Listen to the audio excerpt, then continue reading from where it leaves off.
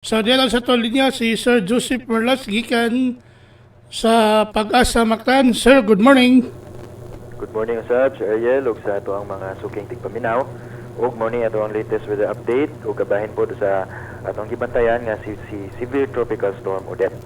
Base sa atong latest nga Tropical Cyclone Bulletin number 2 nga gisyo karong alas 5 sa buntag, nahimuta ang sentro niini diha sa 735 kilometers silangang bahin sa Hinatuan, Surigao del Sur.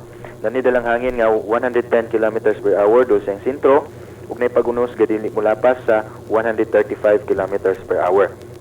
Naglihok ni pakasadpan amihanang kasadpan sa gipaspason nga 25 km per hour.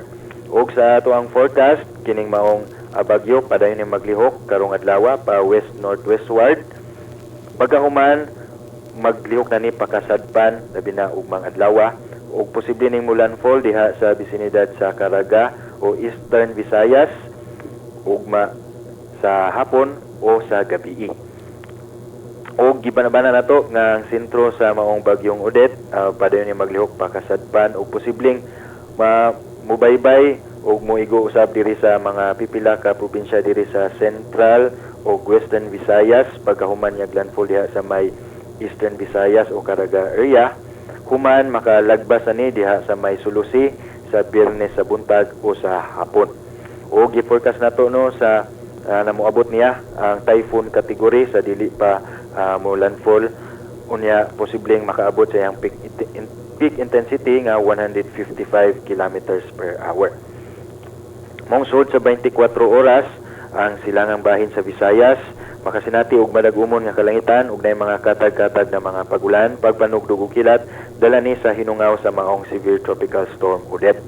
Samtang ang nibiling bahin sa Visayas, lakip ng probinsya sa Sugbo, makasinati inunta sa generally fair weather condition, diin ay panagsa ngadto na sa mapanganuron nga kalangitan ug nalay mga patak-patak na mga pagulan, pagpanugdog ug kilat dala ni sa localized thunderstorms. Ug dugang sa atong tropical cyclone bulletin, nanatay wind signals nga giisa diri sa Kabisayaan. So signal number 1 ang Northern Samar, Eastern Samar, Biliran, Leyte, Southern Leyte, Bohol, Northern ug Central portion sa Cebu.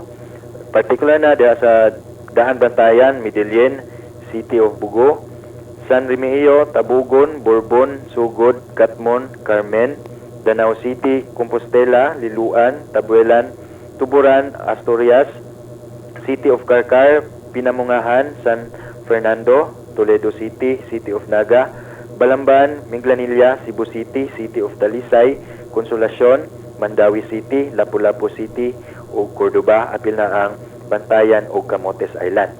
Kining giingon ng mga lugar posible ning makasinati og kusog na hangin rasod sa 36 ka oras pagpangandam sa umaabot nga maong bagyo. Sa Cebu ato ang dagat mutaog ni sa alas 9:03 sa buntag ug mohuna sa alas 2:21 sa hapon. Ato ang temperature forecast 25 to 31 degrees Celsius. Ug atong haring adlaw musubang ni karong alas 5:53 sa buntag. Ug muna atong latest gikan diri sa buhatan sa Pag-asa Mactan, Visayas DOST, kini si Joseph Merlas, maayong buntag. Salamat kay Sir Joseph. Welcome sir. Good morning.